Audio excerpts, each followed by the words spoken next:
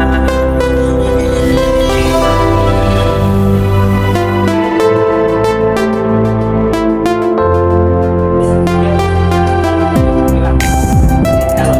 nggak sadar kalau itu ternyata meledak.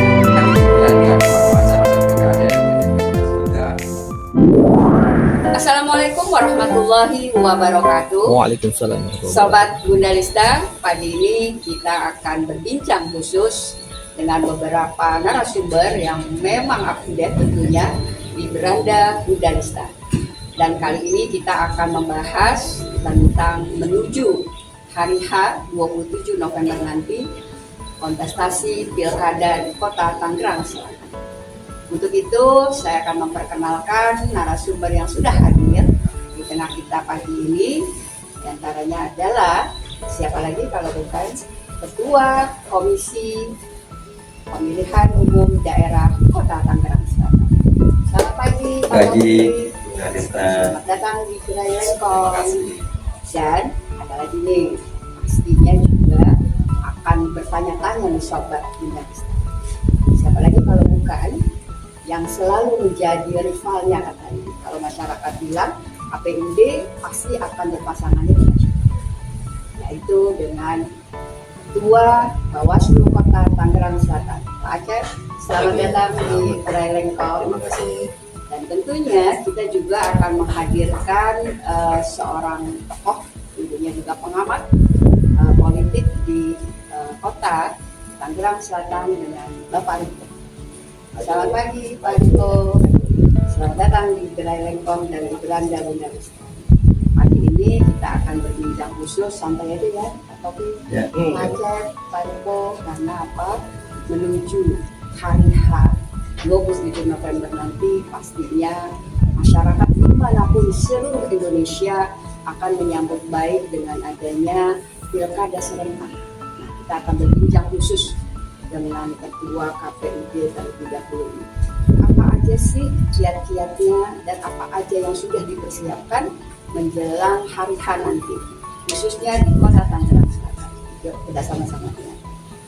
Baik, terima kasih Bunda Lista dan juga seluruh pecinta beranda Bunda Lista.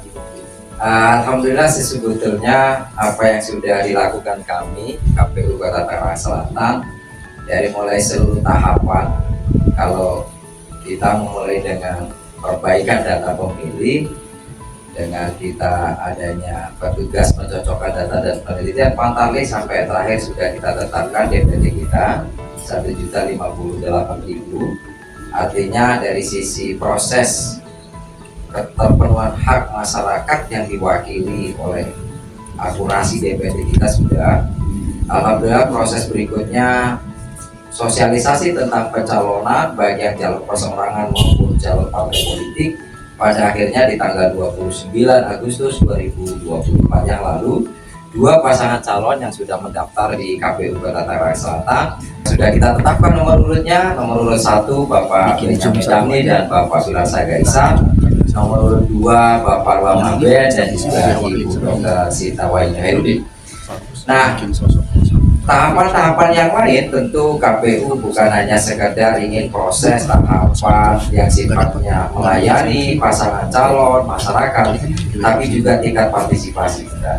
Artinya memang menjadi PR besar di Kota Tangerang Selatan persoalan partisipasi pemilih. Walaupun ada kebahagiaan kita dan kebanggaan kita pemilu 2024 yang lalu 14 Februari 2024 tingkat partisipasi di Kota Tangerang Selatan untuk Pilpres di angka 84%, Pileknya di angka 83%.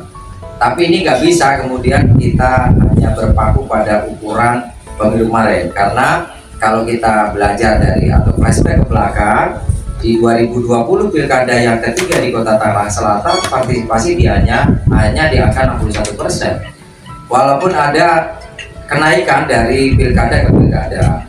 Kalau di 2015 pilkada yang kedua di angka 56, bahkan kalau pilkada pertama di 2010 itu di angka 54. Artinya memang ini tugas kita lah KPU beserta Bawaslu, stakeholder dan seluruh masyarakat.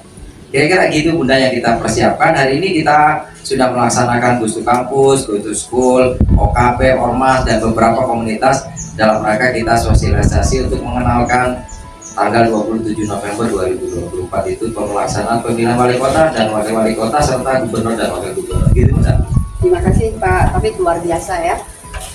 Untuk kontestasi nanti pilkada, kita tahu tadi disampaikan 2020 itu 61%. Nah, yang masyarakat ingin mengetahui ini pastinya nih Pak Taufik, bagaimana sih untuk menaikkan tingkat presentasi pemilih nanti untuk datang dan hadir TPS tepatnya tanggal 27 November nanti. Jangan pernah meragukan kinerja KPUD tentunya di masyarakat. Ayo kita gunakan haknya. Nah, kiat-kiat apa nanti KPUD untuk meningkatkan presentasi pemilih pada saat hari nanti? Baik, kepada pecinta beranda Bunda Lista seluruhnya. Jadi memang KPU memulai dari sebuah tagline ya, dari sebuah cita-cita luhur, pilkada berintegritas, tangsel berkualitas.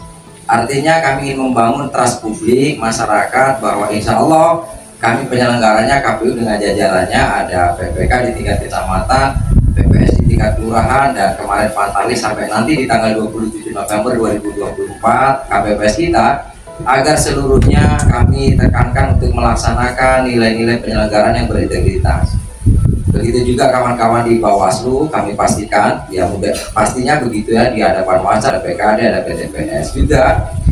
Kontestannya dalam hal pasangan calonnya juga harus berintegritas, tentu sesuai dengan aturan yang berlaku, tidak menghalalkan segala cara, siap saja untuk kalau menang diberikan mandat kepada masyarakat juga siap, kalah juga siap. Tentu masyarakatnya juga harus berintegritas agar capaian kita nanti pada akhirnya bukan hanya sekedar ritualitas pilkada yang diundang, tapi tangsel yang berkualitas secara layanan publik, berkualitas pembangunan yang merata, berkualitas pendidikannya dan seterusnya. Nah, kalau kemarin tentu kami coba membuat diksi baru nih Bunda kepada masyarakat agar jangan dianggap bahwa pilkada itu ritualitas 5 tahunan saja gitu. Sebagaimana kita antusias memilih presiden yang dipilih yang akan mengurusi Sabang sampai Merauke, yang akan mengurus masyarakat dari Pulau Rote sampai Pulau Miangas, dari Papua sampai Aceh gitu ya, antusiasnya 84%. Nah, bagaimana masyarakat Tangsel diajak ngobrol, diajak diskusi, lo ini mau mengurus Tangsel ke depan 5 tahun ke depan atau mengurus Provinsi Banten, masa justru kita a priori kita nggak peduli pada pemimpin 5 tahun ke depan di Tangsel dan di Banten. Oleh karena itu, maka cara baru kita berdiskusi dengan kalangan menengah, kalangan akademisi, kalangan intelektual, katakan itu, atau masyarakat cerdas itu kalau Tangerang Selatan, pemilihan ini sesungguhnya akan mengkonversi suara-suara kita, suara masyarakat menjadi kekuasaan, baik itu wali kota maupun gubernur, di mana wali kota dan gubernur akan mengakses SDM. Jadi nanti siapapun wali kota dan gubernur pasti akan memastikan camat-camat di 7 kecamatan, lurah-lurah di 54 kelurahan, SKPD yang bisa menopang, bisa melaksanakan seluruh visi-misi 5 tahun ke depan, kira gitu. Nah, juga masyarakat jangan abai terhadap kekuasaan yang akan mengakses sumber daya alam. Tangsel memang nggak punya sumber daya alam atau kota industri ya, tetapi Tangsel ini kan retribusi, pendapatannya dari kuliner dan sebagainya. Hari ini insya Allah kalau tidak salah 5,4 triliun APBD kita, ya artinya itulah yang akan dipergunakan, diberdayakan oleh pemimpin kita 5 tahun ke depan. Maka masyarakat jangan sampai kemudian ketika memilih sekedar memilih, tapi memilih dengan cerdas, memilih dengan rasional, siapa yang pemimpin kita 5 tahun ke depan yang bisa membawa mandat, membawa amanah pengelolaan anggaran, pemerataan pembangunan dan seterusnya. Gitu Bunda. Jadi ini yang kita sampaikan ke masyarakat agar lebih semangat dan lebih lebih bertanggung jawab cara memilih nanti di tanggal 27 November 2024. Baik, terima kasih Pak Taufik. Semoga tingkat persentase partisipasi masyarakat nanti di hari H itu akan meningkat ya. Harapan kita semua tentunya. Masyarakat juga mungkin pasti akan penasaran juga nih, tantangan terbesar nih dalam hal penyiapan logistik dan sebagainya dari KPUD ini seperti apa untuk kesiapan menjelang hari H nanti?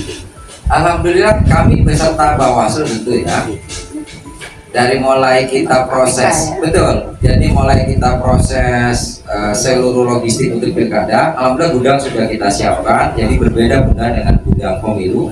Kalau pemilu kita punya di Taman Tekno 1 sama di multiguna. Ini kalau di pilkada itu kita siapkan gudang khusus pilkada karena ada logistik yang kategori BMN, barang milik negara yang belum kita hapuskan. Maka di pilkada itu dari mulai gudang sudah kita siapkan, pengadaan kotak suara, pengadaan bilik suara, bahkan kemarin kita dengan Bawaslu, Pak Acep langsung hadir di Gramedia untuk memastikan pencetakan surat suaranya berjalan sesuai dengan apa yang sudah diatur dalam silok dan seterusnya. Dan insya Allah mudah-mudahan secara logistik kalau surat suara nanti nyampe, kami dengan Bawaslu tentu bersama-sama koordinasi dengan stakeholder, pengamanan gudang, pelipatan, penyortiran agar seluruh logistik tepat jenis, tepat jumlah, tepat distribusi, dan tepat waktu. Artinya kita ingin bahwa dalam waktu kurang lebih 28 hari ke depan KPU juga konsentrasi untuk distribusi logistik. Kalau kemarin juga kita bersama-sama ada input, ada evaluasi, ada koreksi, bahkan ada himbauan saran perbaikan, bahkan rekomendasi dari Bawaslu untuk memperbaiki tata kelola logistik. Insya Allah kita akan lakukan itu. Mudah-mudahan dengan dukungan masyarakat pada tanggal 27 November 2024 tidak ada lagi persoalan logistik yang salah surat suara, kemudian salah jumlah. Insya Allah kita akan lebih baik perencanaan dan persiapan. Alhamdulillah, logistik aman, APK aman. Insya Allah. Ya. Topik. Nah sekarang kita mau mencoba ke DPT nih. Ada beberapa mungkin masyarakat ya yang sebelumnya dan sekarang pun ada yang mempertanyakan tentang bagaimana sih yang menjadi catatan Bawaslu ya yang sebelumnya itu terkait data pemilih ada temuan bisa orang yang sudah meninggal. Nah ternyata masih terdaftar di DPT-nya nih. Nah, bagaimana menyiasatinya dari KPUD dan bagaimana yang harus KPUD lakukan? Apakah memang data semua itu sudah disesuaikan dengan laporan-laporan masyarakat, adanya kematian dan sebagainya, tetapi masih tercantum dalam DPT dari KPUD seperti apa? Baik, inilah sebetulnya yang sering dari awal kita diskusi dengan Bawaslu dengan Dukcapil ya, bahwa memang dalam persoalan daftar pemilih tidak ada single base data atau apakah itu data punya KPU, yang jelas KPU user. Jadi data itu memang dari Kemendagri dalam hal ini. Terakhir misalkan dari pemilu 2024 yang kita sudah lakukan DPB, daftar pemilih berkelanjutan, dengan memasukkan DPK dalam DPT misalnya, tapi tetap saja itu produk KPU yang bisa jadi hanya menjadi pembanding. Karena begitu kita akan masuk tahapan daftar pemilih, kita terima DPK dari Kemendagri. Nah DPK dari Kemendagri itulah yang kemudian kita turunkan, kita tugaskan masing-masing panitia pemutaran data pemilih atau Pantarlih yang bertugas door to door secara masif gitu ya, dari rumah ke rumah. Mereka memastikan tuh data itu masih ada yang pindah, yang sudah meninggal atau yang ada tambahan. Nah dari proses itu maka menjadi kita plenokan di tingkat kelurahan, tingkat kecamatan jadi DPS, daftar pemilih sementara hasil DPHP, daftar pemilih hasil perbaikan dari hasil coklitan di Bunda. Nah Bapak Ibu sekalian, para pemirsa yang saya banggakan saya hormati, kemudian dari DPS itu kita juga masih ada masukan, masih ada koreksi, masih ada dari stakeholder, dari partai politik, dari Bawaslu yang kemudian kita sebut, kita perbaiki lagi jadi DPSAP, daftar pemilih sementara hasil perbaikan. Maka pada kemarin di tanggal 18 September sudah kita tetapkan menjadi DPT kita, daftar pemilih tetap untuk Kota Tangerang Selatan. Nah proses berikutnya yang kita akhiri di hari kemarin itu DPB, kita melayani, kita jemput bola, kita bikin posko untuk daftar pemilih tambahan atau pindah milih. Nah oleh karena itu kami juga koordinasi kepada Dukcapil berapa nanti akan diterbitkan IKTP pasca DPT kita tetapkan. Nah itu menjadi apakah potensi DPK dan sebagainya, itu ranah KPU. Selagi kita melaksanakan seluruh tupoksi berdasarkan PKPU dan Undang-Undang 10/2016 itu yang sudah kita lakukan. Mudah-mudahan tentu Bawaslu juga dengan ranah pengawasannya memberikan input data ke kita. Nanti konklusinya bagaimana, tentu kita juga hierarki, kita bisa dialog, bisa berkonsultasi dengan KPU Provinsi dan RI, karena kita pelaksana regulasi, pembuat regulasi itu RI. Nanti kalau semuanya sudah kita konsultasikan secara berjenjang, maka insya Allah langkah-langkah KPU di tingkat kota ini secara yuridis formalnya kita punya landing punya standing hukumnya lah kira-kira gitu. Legal standing ya. Berarti sepertinya Pak Riko udah nggak sabar ya mau ikut mengomentari tentang DPT nih, Pak Iya, Riko. iya. Gimana, Bunda, pengamatan gini nih, Pak Riko? yang menarik nih. Pak Topik pasti gampang. Saya paham bahwa KPU bagi apa adalah user ya. Ya. Pintu masuk pertemuan bakunya dari Kemdagri. Yang selalu jadi pesan tuh nggak berulang terus emang tentang data pemilih yang meninggal masih ada disebutkan, atau mungkin bahkan Sudah ada pindah, ya. pindah juga masih ada. Itu persoalan itu bisa clear ketika Disduk Capil daerah itu juga bisa melakukan peran besar ya. Saya pernah lihat ke daerah Purwakarta ya, dia punya Disduk Capil itu yang sifatnya real time. Jadi jumlah orang meninggal hari itu, lahir, mati, itu semua datanya pindah. Jadi sebetulnya data kependudukan itu ada data milik kita, bisa kita lihat. Artinya kalau kita punya data pemerintah daerahnya itu kuat dalam bagaimana mengelola data secara real time, KPU bisa melakukan dua persandingan. Data dari Kemdagri terima, dari Dukcapil ada, kemudian tinggal pembaruan, dan itu saya pikir wajar ada pembaruan itu. Di sini saya pikir perlunya kepala daerah nanti yang terpilih itu bisa mengoptimalkan peran-peran Dukcapil, terutama untuk penggunaan real time data itu. Lahir, meninggal, pindah itu bisa real time, bisa terlihat, dan kita semua bisa tahu harusnya. Nggak perlu lagi pada hari ini kita masih sibuk bersama data-data. Saya pikir itu. Terima kasih Pak Taufik atas pencerahannya. Tadi kita sama-sama sudah dengarkan bagaimana kesiapan KPUD menjelang hari H pencoblosan nanti. Nah, untuk kita lebih rileks lagi nih, mangga di cobian gula yuk, kayak jahe gula aren, Pak Acep. Alhamdulillah. Produknya UMKM-nya Tangerang Selatan. Gula aren jahe. Benar, jadi terang ya. Terang kan? Terang benderang. Luar biasa Bunda. Gimana rasanya? Manis Menghangatkan dan manisnya juga pas seperti saya ya. Nah, sekarang kita akan dengar langsung dari Ketua Bawaslu Kota Tangerang Selatan, Pak Acep. Gimana nih Pak Acep dalam memonitoring termasuk juga melakukan pengawasan terhadap apa yang sudah dilakukan KPUD, dan tentunya menjelang hari H pencoblosan nanti apa saja yang sudah dilakukan oleh Bawaslu. Baik, terima kasih sudah Bawaslu ya, dalam pemilu atau di pilkada ini kami mengawasi seluruh tahapan yang dilakukan oleh KPU, dari mulai tahapan DPT.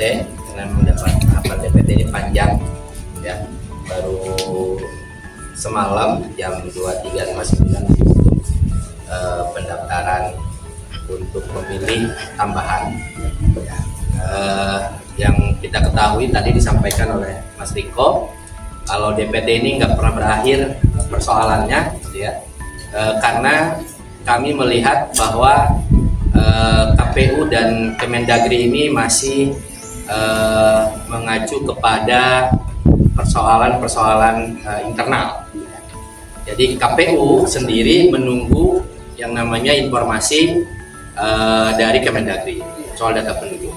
Padahal tanpa harus menunggu data dari Kemendagri, itu KPU sebenarnya bisa melaksanakan, karena sejatinya KPU itu punya data sendiri, Kemendagri punya data sendiri, basis datanya kan berbeda ya. Namun karena undang-undang yang menyebutkan data pemilih itu dengan data penduduk sama yang menggunakan NIK, akhirnya data ini tidak pernah selesai permasalahannya. KPU tidak bisa menyelesaikan persoalan DPT, Kemendagri pun tidak pernah selesai menyelesaikan masalah data kependudukan, sehingga orang yang meninggal itu masih ada datanya, karena Kemendagri menunggu laporan dari masyarakat soal keterangan meninggal, baru bisa dihapus dalam data kependudukan. Begitupun juga KPU menunggu dari Kemendagri untuk penghilangan status orang tersebut gitu ya. Nah, ini yang selalu permasalahan yang tidak pernah berhenti ya di soal DPT. Nah, akhirnya kami di Bawaslu pasca penetapan DPT kemarin ya Pak Taufik, itu kan nggak mungkin orang setelah ditetapkan menjadi DPT dia malaikat Ijroil nggak datang, kan nggak mungkin kan. Nah, ini kan malaikat Ijroil tetap datang. barusan juga kepala dinas di Kota Tangerang Selatan meninggal. Nah ini kan bagaimana dengan data pemilih? Nah sementara KPU nggak bisa menghapus, walaupun sudah tahu data itu.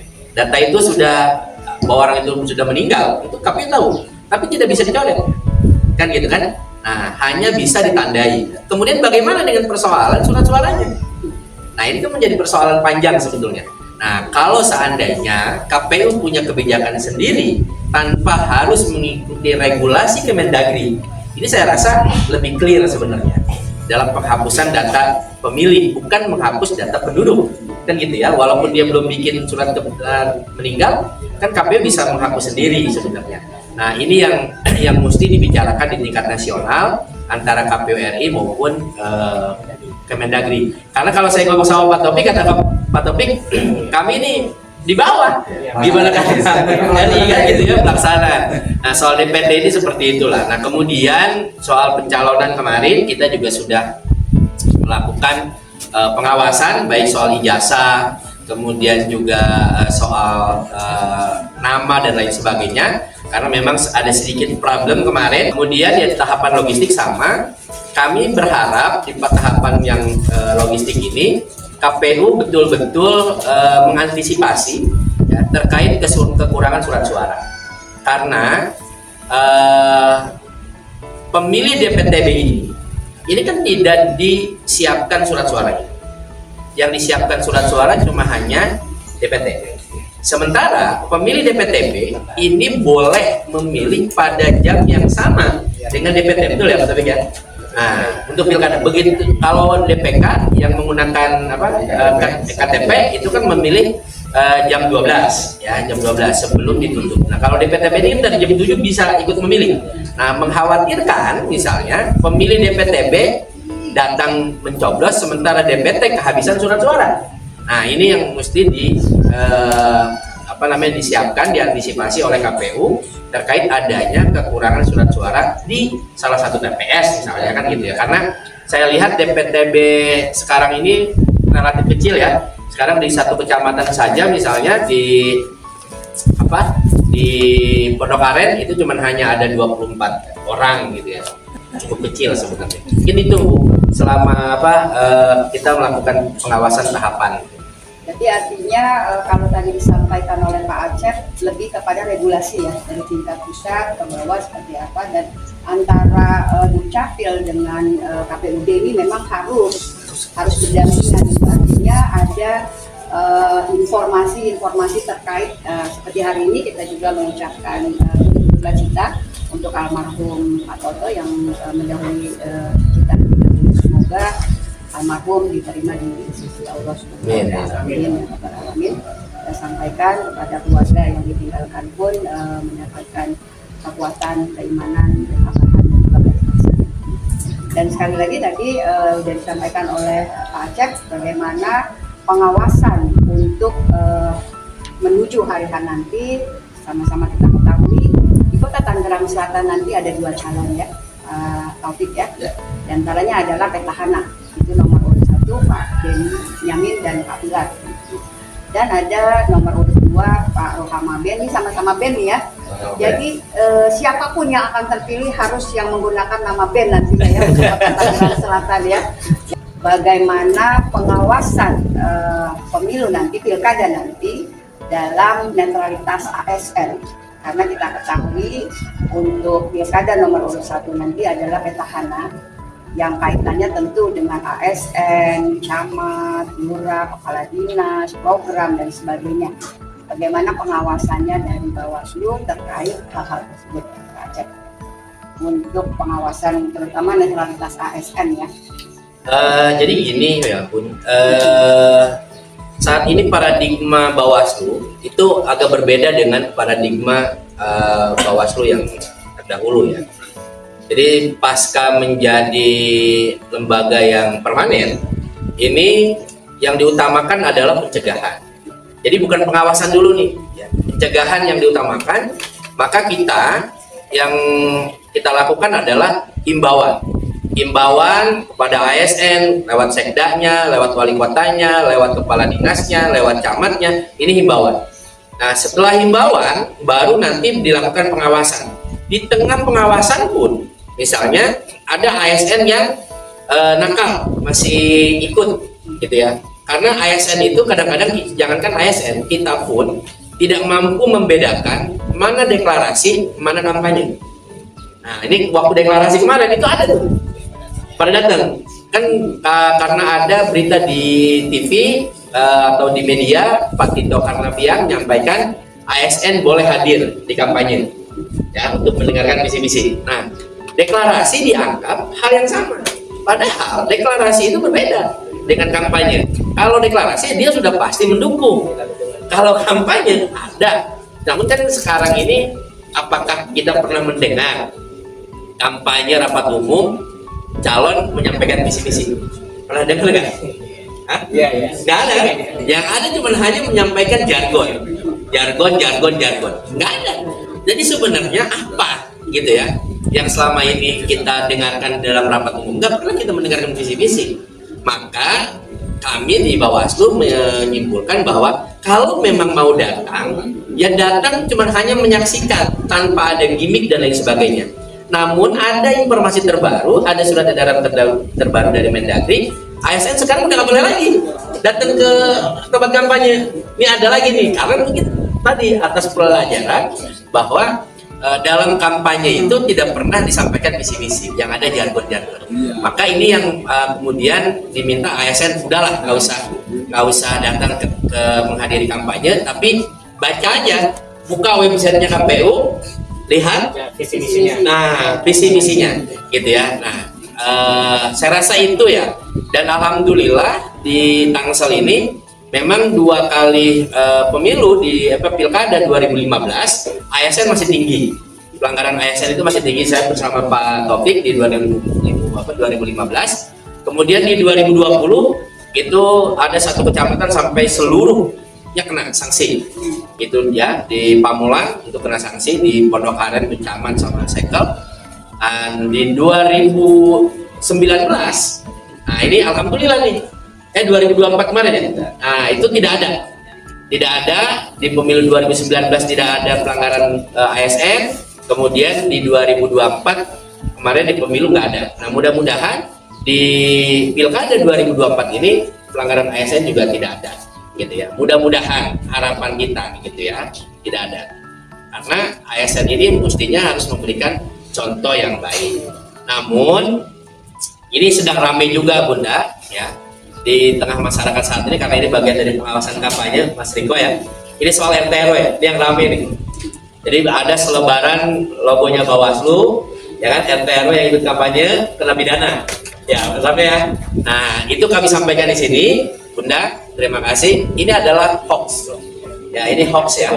Nah, tidak ada larangan RT ikut kampanye, dan tidak ada sanksi RT ikut kampanye dipidana 1 tahun. Tidak ada. Jadi itu hoax yang disebarkan oleh yang tidak bertanggung jawab. Namun kembali ketika kami ngomong hoax, ada yang nanya gini juga, terus langkah Bawaslu apa? Kalau emang ini hoax, ya kami punya yang namanya media untuk mengcounter itu lewat briefing maupun bukti. Jadi mana yang hoax, mana yang benar gitu ya. Nah, itu yang kita lakukan ke masyarakat. Maka kami berharap RT RW ini mau membuka informasi di media sosial sehingga mereka tahu seperti apa sebenarnya. Dan masyarakat juga jangan menghakimi orang karena berita-berita hoax, harus dipelajari dulu gitu ya, Pak Riko ya. Nah, saya juga minta bantuan Pak Riko ini nanti untuk membantu mensosialisasikan soal ini gitu, sebagai pengamat kan ikut menyampaikan ke masyarakat lah begitu ya, terkait apa yang benar dan apa yang tidak. Itu Bun. Ya, Pak Acep tadi itu hoax ya, RT RW artinya boleh ikut berkampanye, boleh. Nggak ada larangan. Nggak ada larangan ya. Berarti mereka boleh memberikan dukungan secara nyata dan terang-benderang, atau bagaimana nih, ikut kampanyenya hanya Saya sebagai Bawaslu tidak akan menyatakan boleh. Enggak, tapi itu Ya, sebenarnya itu tidak dilarang. Enggak. Ya. enggak. Selagi ketua RT itu bukan bagian dari ASN ya, atau mungkin maaf ya TNI Polri ya, itu pasti tidak boleh. Sebetulnya saya juga agak saya termasuk orang yang agak sedikit Karena ini juga nih Pak Riko, kan ada juga nih kemarin Jordan salah satu calon lah. Nanti RT RW akan diberikan anggaran uang, ya. Honor, dinaikin honornya gitu. Nah itu gimana tuh? Ya, kalau soal itu saya pikir kan kalau soal Artinya program, kan berarti udah ada nih. Benar, saya pikir kalau soal program, saya pikir sebenarnya publik konstituen itu harus cerdas. Ketika dijanjikan apapun ya, dia bisa ngukur mampu nggak sih sebetulnya. Kalau dijanjikan sesuatu yang sifatnya angin surga, saya harap kemudian RT juga ya paham lah kalau itu semua orang namanya jualan harus jual yang manis. Kalau jual pahit mana dia mau makan kan? Itu realitas transaksional ya. Tapi kalau soal tadi yang ASN, saya sih kurang dari saya awal tuh agak sedikit melakukannya. Pertama, karena ASN itu punya hak politik. Iya. Itu kan yang pertama. Ketika punya hak politik, dia punya hak untuk mendapatkan segala informasi. Yang saya mau batasi dia dilarang itu ketika menggunakan kewenangannya, atributnya untuk mendukung calon. Tapi kok datang, kampanye, oh dia dikasih hak politik. Apa bedanya dia ASN sama saya sebagai warga biasa? Bedanya cuma seragam kan, hanya undang-undang ASN.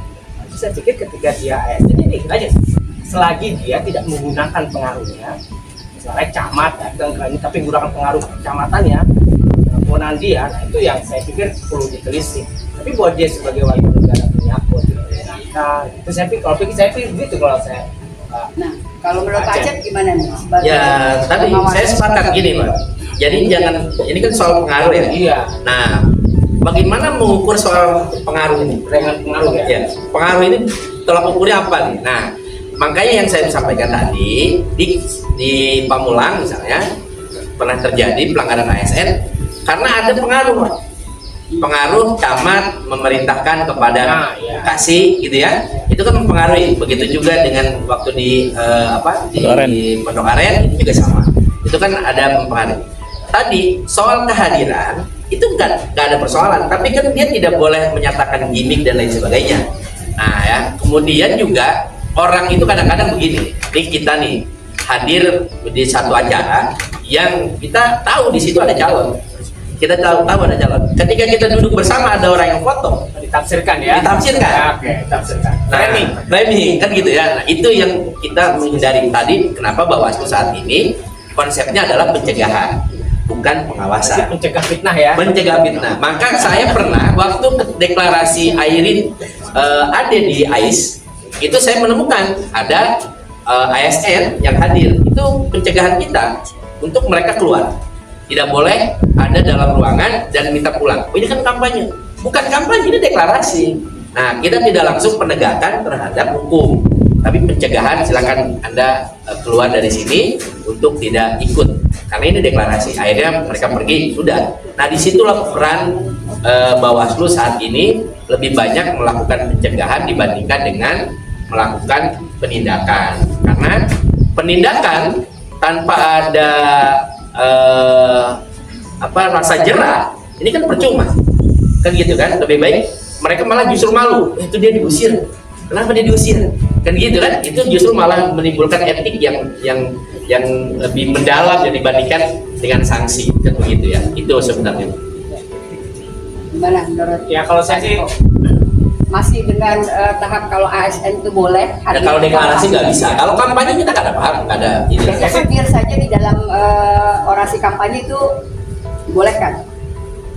Kalau kampanye nggak apa-apa kalau kampanye. Kampanye nggak Iya, apa-apa. tapi Mendagri juga kemarin sudah mengeluarkan surat lagi. Sekarang gini Pak Cep, kalau sampai ada temuan terjadi nih pelanggaran, ada masyarakat yang melaporkan, ada oknum misalkan ASN membuat sebuah pertemuan dengan anggaran APBD tentunya dengan program, terus ada kata-kata yang jangan lupa ya nanti tanggal 27 kita dukung. Ya pidana itu mah. Nah, itu apa yang harus dilakukan oleh Pak Acep di Bawaslu? Ya, saya Laporan seperti itu. Ya apa yang dilakukan oleh saya, udah pasti akan dilakukan penegakan hukum. Cuman sekarang siapa yang mau melaporkan itu? Yang mau melaporkan siapa? Kan Bawaslu nggak mungkin diundang dalam rapat itu. Pelapor sebagai masyarakat misalkan. Ya silahkan lah, kalau ada dari masyarakat ada bukti, ya pasti diproses. Cuman kalau misalnya ada, ini kan cuma hanya ada gimmick, ada informasi bahwa ada kepala dinas mengumpulkan, ya kan, mengumpulkan camat, lurah, kemudian ada arahan. Gimana? Itu harus tepat Ya makanya hasil dari dua kasus itu ada dua perkara sekaligus. Yang Saksi pertama dan ya, bukti. yang pertama bukan Bunda, saya begini. Ketika misalnya ada camat, dia menyampaikan arahannya, mendukung, itu berarti perdagangan pengaruh, ya. Tetapi ketika dia menggunakan anggarannya, itu pidana. Nah, jadi dua hal yang berbeda, sanksinya pun jadi berbeda. Kalau dia perdagangan pengaruh, namanya pengaruh kan berarti ukuran dampak. Apakah orang yang pengaruh itu akhirnya patuh? Kan masih pertanyaan kan? Maka dia diberikan sanksi Nah, oleh makanya. Maksudnya begitu. Menpan Jadi- RB Jadi untuk tidak naik jabatan. ya, jadi jelas mana yang perdagangan pengaruh, mana yang kemudian pidana pemilu. Kalau Karena pidana pemilunya dia dihukum Nah, itu di ya. kurungan Jadi nggak di semua badan. Jadi nggak semua Badan. ketika ada kepala daerah, kepala dinas ngomong ABC terus dia masuk pidana kan? Iya. Dipilah mana? Nah itu ya, untuk netralitas ASN kita harus mengetahui secara pasti, jelas, bukan hanya gimmick dan bukan hanya humor dan bukan hanya hoax tentunya ya.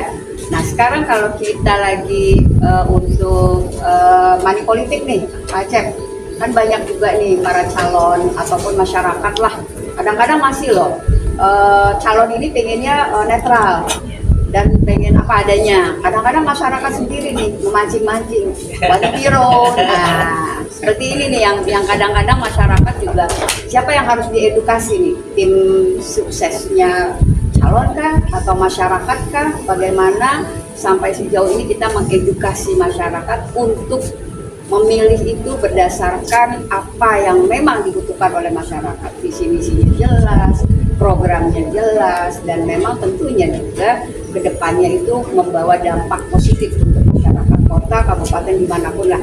Karena kalau kita bicara pilkada serentak nanti, itu yang paling pusing ini adalah lembaga-lembaga KPUD dan Bawaslu ini kan pastinya ya, untuk memonitoring, mengevaluasi dan sebagainya. Dari tingkat regulasi atas sampai ke bawah pun itu meramunya itu kita sekarang bicaranya money politiknya dulu. Nah, untuk money politik seperti apa untuk mengedukasi masyarakat dari mungkin dari nanti dari Pak Taufik, Pak Aceh, seperti apa ke masyarakat? Ke tim sesnya kah atau ke masyarakat? Mungkin Pak Taufik. Oke, jadi sebetulnya begini ya, pilkada serentak itu sebetulnya menghindari untuk berbiaya mahal. Kenapa? Sebagian dari APK dan BK sudah kita fasilitasi atau dibagi KPU dengan anggaran negara. Oleh karena itu sesungguhnya kenapa KPU juga dengan tagline pilkada berintegritas, tangsel berkualitas itu upaya money politiknya itu juga sudah bisa dihindari dari sisi sudut pandang ketika KPU bersama stakeholder dari awal mencanangkan itu.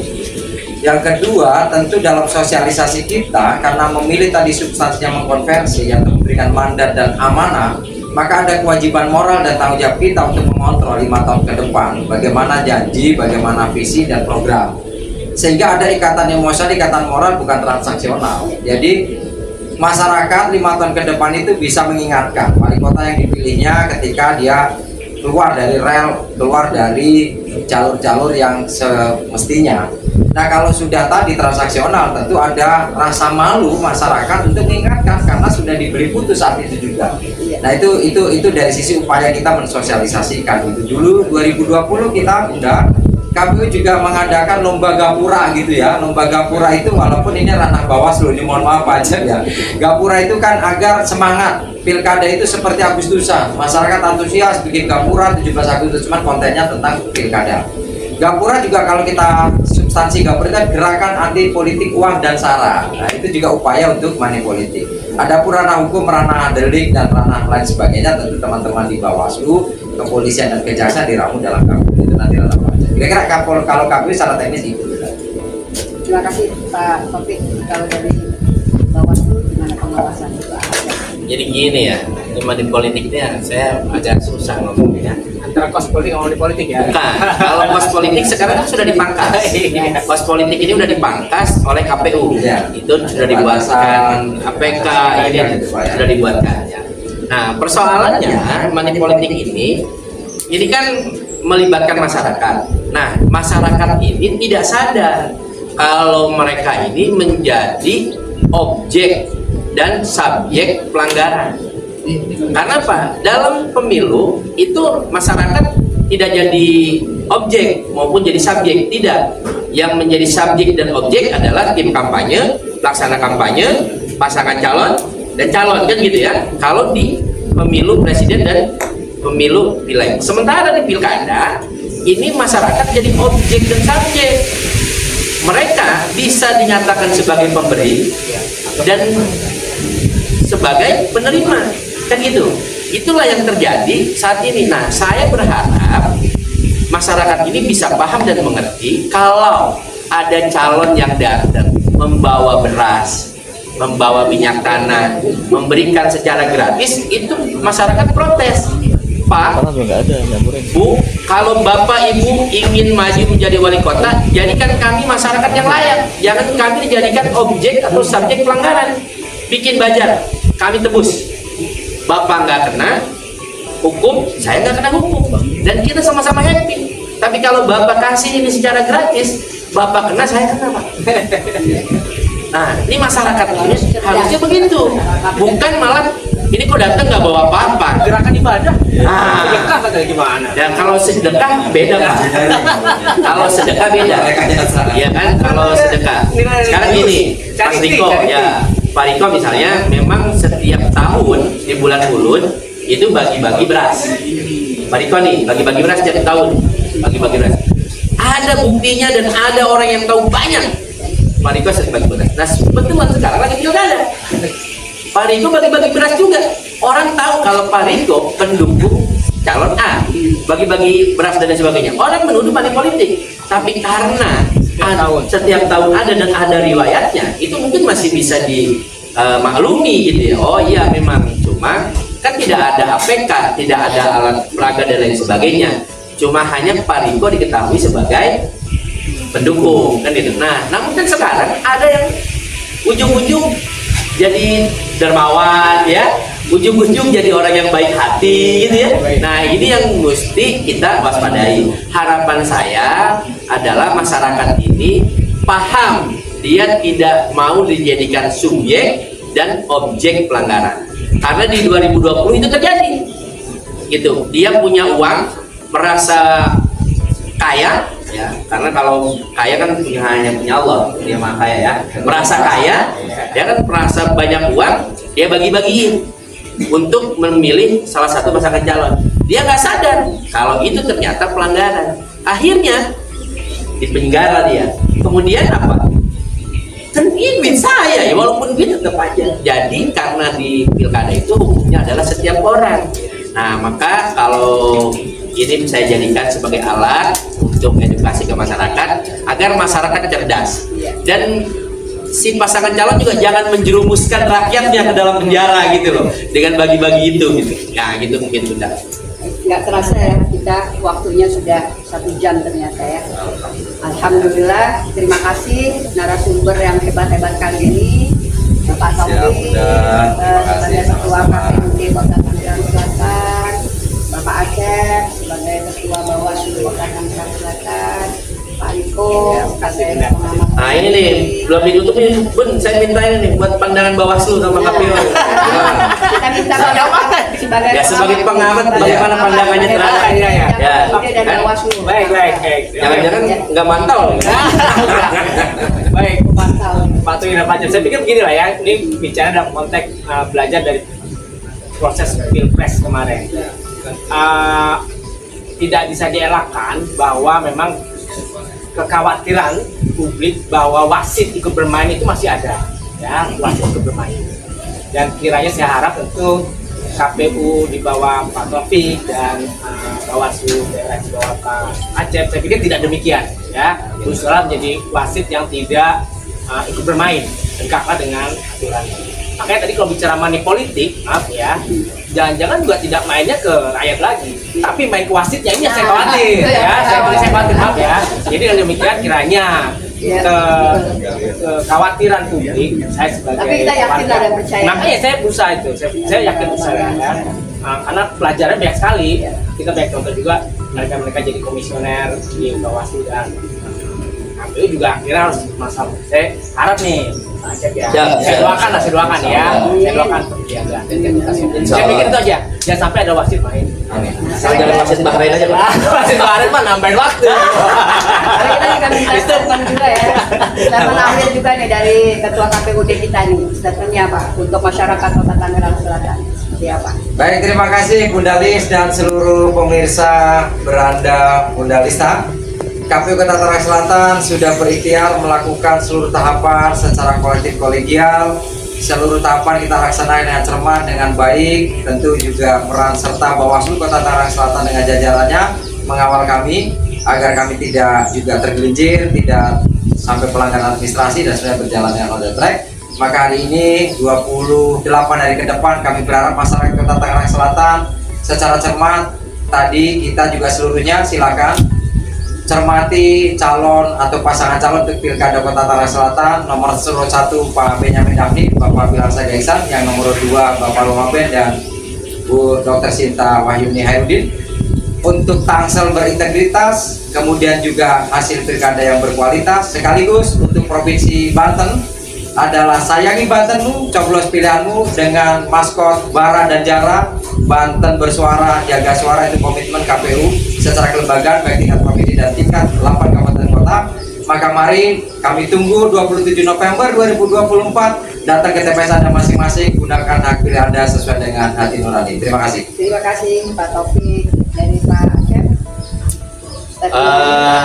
Statementnya banyak. Saya cuma hanya gini aja, minta ke KPU karena ini judulnya kan menjelang menghitung hari pemungutan suara. Tadi pesan dari Mas Riko agar kita berintegritas. Saya minta ke KPU untuk menjaga pasukan di bawah di yang KPPS, ya, agar tadi tidak menjadi wasit yang bermain, ya, karena banyak sekarang RT RW yang jadi KPPS juga, yang ikut menjadi mendukung salah satu pasangan calon. Nah, agar ini dibersihkan, agar tadi pesan dari Pak Riko, wasit tidak ikut bermain. Nah, di tingkat bawah itu pesan saya lah ya untuk kita semua. Dan saya minta juga masyarakat di Tangerang Selatan untuk mengawasi itu, awasi RT RW yang ikut kampanye kemudian dia jadi KPPS. Nah, itu yang nggak boleh. Nah, itu saja. Itu mungkin Bunda dari saya. Terima kasih. Terima kasih Pak Taufik, Pak Acep, Pak Riko, dan tentunya untuk masyarakat Kota Tangerang Selatan, kita menghitung hari dari hari ini 28 hari menjelang 27 November. Ayo gunakan hak suara kita untuk menentukan Tangerang Selatan menjadi kota berintegritas, dan tentunya juga tidak ada yang sempurna, karena semakin banyak kita berdiskusi maka kita akan mendapatkan solusi-solusinya. Dan untuk itu selanjutnya nantikan Beranda Budalista, kita akan berbicara, mencoba memberikan kesempatan untuk dua calon nanti yang kedua-duanya menggunakan di depan bench, di belakang bench, Bapak Benyamin Daphne dan Bapak Bilarsa Gaisan, dan juga Bapak Romaben beserta Ibu Dr. Sinta, untuk kita ajak berbincang secara santai juga seperti ini. Dan kita juga akan mendengarkan secara langsung visi misi dari dua calon kandidat kita, pemilihan Kepala Daerah Kota Tangerang Selatan 2024-2029. Terima kasih. Wassalamualaikum warahmatullahi wabarakatuh. Waalaikumsalam warahmatullahi wabarakatuh.